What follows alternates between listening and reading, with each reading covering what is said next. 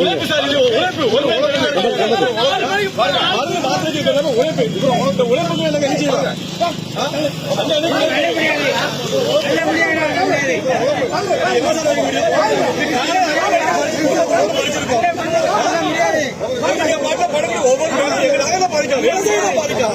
விவசாயிகள் மட்டும் பாதிக்கலாம்.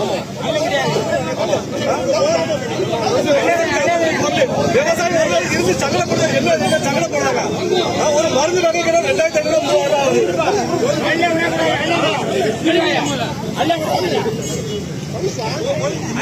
சார், விவசாயி வயிற்று அடிக்காதீங்க. நாங்க உருவாக்க நாங்க பட்ட கஷ்டம் எங்களுக்கு தான் தெரியும். காலை 4 மணிக்கு குடும்பத்தோட இருந்து எல்லாத்தையும் பறிச்சு கடைக்கு கொண்டு வந்தோம்னா உட்கார வச்சுக்கிட்டு இன்னைக்கு எங்களுக்கு வாழ்வாதாரம் இன்னும் பொழுது எங்களுக்கு ரொம்ப போச்சு. ஒரு மருந்து 2500 ரூபா எங்களுக்கு மானியம் இருக்கா?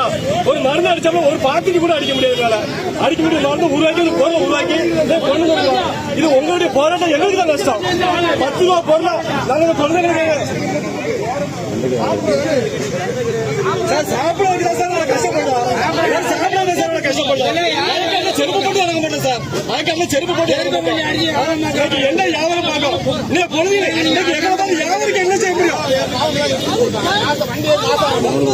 வண்டியை நாசம்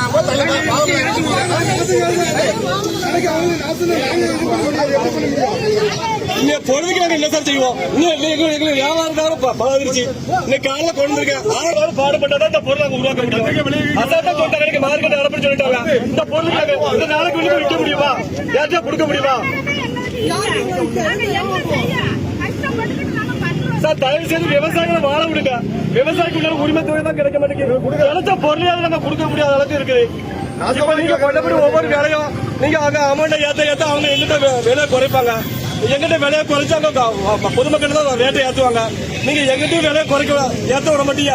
எங்களுக்கு உண்டான பொருளுக்கு நல்ல விலையும் கிடைக்க விட மாட்டீங்க. அப்ப நாங்க எப்படிதான் வாழ்வாரத்தை நாங்க தீர்மானிக்க